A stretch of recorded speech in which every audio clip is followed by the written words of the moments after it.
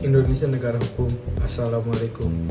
Kembali lagi dengan saya Diki Julianto dari Universitas Pasundan, Fakultas Hukum Prodi Ilmu Hukum. Kali ini kita akan membahas dengan yang berhubungan dengan keluarga negaraan.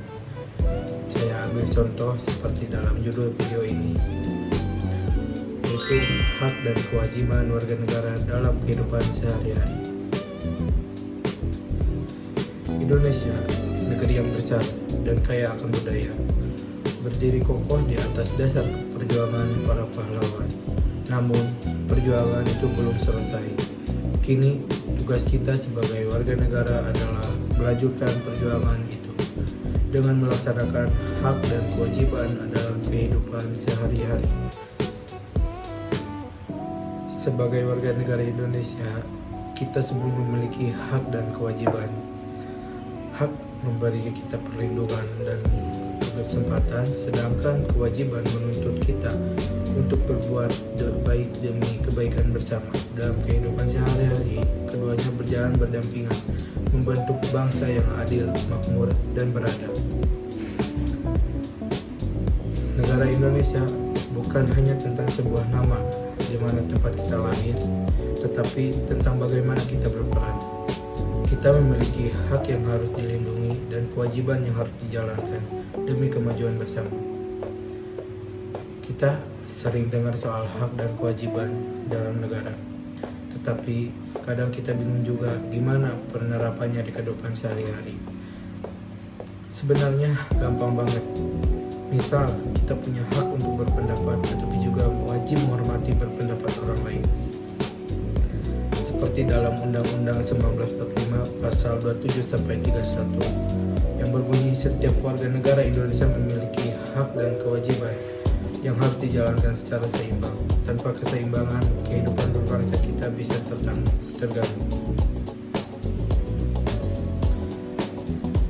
Saya ambil contoh, yaitu contoh hak warga negara.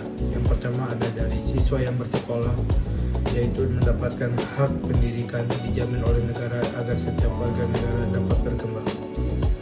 Dan juga siswa berhak mendapatkan pelajaran dan bimbingan.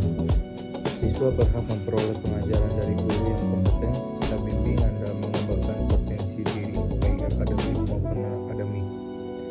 Ada juga hak untuk mendapatkan perlakuan yang adil dan manusiawi. Tidak boleh ada perlakuan diskriminatif, kekerasan fisik, atau perundungan yang ada di lingkungan sekolah. Maupun berpendapat, siswa berhak mengemukakan pendapat, gagasan, dan usul dengan cara yang sopan, baik di dalam kelas maupun dalam kegiatan sekolah. Dan juga hak untuk meroleh penilaian yang objektif. Siswa berhak mendapatkan penilaian yang jujur, adil, dan sesuai dengan hasil usaha belajar mereka. Yang kedua ada dari orang yang berobat di puskesmas, yaitu mendapatkan hak memperoleh pelayanan kesehatan. Dan bahkan bukan hanya di puskesmas saja, setiap orang yang berobat di rumah sakit pun, pasien atau orang yang berobat di rumah sakit memiliki hak-hak yang dijamin oleh undang-undang dan harus dihormati oleh pihak rumah sakit, dokter maupun tenaga medis. Bahkan hak untuk memilih dokter pun ada. Pasien berhak memilih dokter, perawat, atau rumah sakit yang sesuai dengan keinginannya dan dibutuhkannya.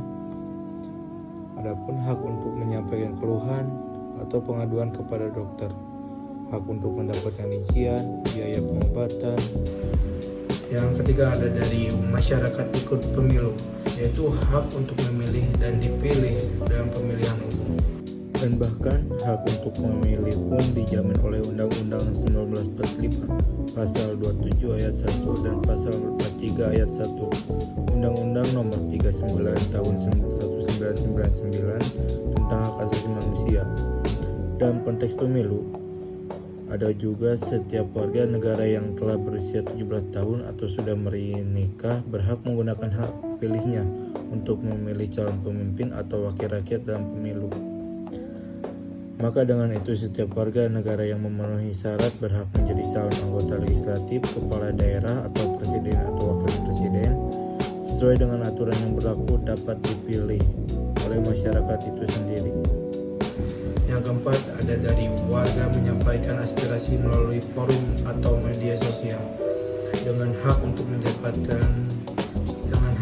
menyampaikan pendapat secara bebas dan bertanggung jawab. Yang mana dalam hak ini juga dijamin oleh Undang-Undang Dasar Negara Republik Indonesia tahun 1945 pasal 28 yang ayat 3 yang berbunyi, setiap orang berhak atas kebebasan berserikat, berkumpul, dan mengeluarkan pendapat. Maka setiap warga negara Indonesia memiliki hak untuk menyampaikan pendapat, gagasan, atau aspirasi kepada pemerintah dan masyarakat, baik secara lisan ataupun tulisan. Ternyata hak itu banyak ya, bukan cuma soal kebebasan, tetapi ingat di balik hak ada kewajiban yang harus kita jalani. Salah satunya saya ambil contoh kewajiban warga negara, yaitu ada dari seorang warga yang membayar pajak. Kewajiban membayar pajak sebagai untuk berpartisipasi membangun negara. Kewajiban membayar pajak juga diatur dalam Undang-Undang Dasar 1945 pasal 23A yang berbunyi, pajak dan pungutan lain yang bersifat memaksa untuk keperluan negara diatur dengan undang-undang, yang mana Undang-Undang Nomor 6 Tahun 1983 tentang ketentuan umum dan tata cara perpajakan yang telah diubah beberapa kali. Ada juga dari siswa yang menaati peraturan sekolah, yaitu kewajiban menaati hukum dan peraturan yang berlaku, seperti halnya dalam ikut upacara, menaati peraturan sekolah, seperti datang tepat waktu, pulang tepat waktu, dan peraturan yang dibuat oleh sekolah itu sendiri wajib siswanya untuk menaatinya. Ada ya, saya ambil contoh satu lagi, yaitu masyarakat ikut kerja bakti. Kewajiban menjaga lingkungan dan ikut serta dalam pembangunan.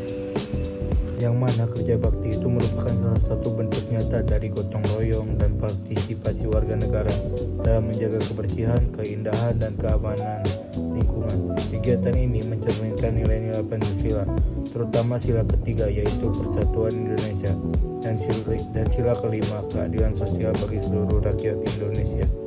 Sebenarnya masih banyak lagi kewajiban dan hak yang perlu kita jalani dan kita dapatkan. Kalau semua orang sadar kewajibannya, pasti negara kita akan lebih tertib dan maju. Menuntut hak tanpa menjalankan kewajiban adalah bentuk egoisme. Sebaliknya, menjalankan kewajiban tanpa sadar hak adalah ketidakadilan. Keduanya harus saling berjalan beriringan untuk menciptakan masyarakat yang seimbang dan beradab. Seperti kata Soekarno bilang, jangan tanyakan apa negara yang berikan kepadamu, tapi tanyakan apa yang telah kamu berikan kepada negaramu. Pesan dari saya, mulailah dari hal kecil, taat aturan, menghargai perbedaan, dan berbuat baik bagi sesama. Dan disitulah akan terlahir warga negara yang sejati. Sekian dari saya, wassalamualaikum warahmatullahi wabarakatuh. Indonesia is the most beautiful land in the universe. The land where we were born. The nation where we grew up. So many colors that live together in peace. With a million timeless treasures. With an abundance of natural wealth. Indonesia is not just wonderful. Indonesia is a wonderland.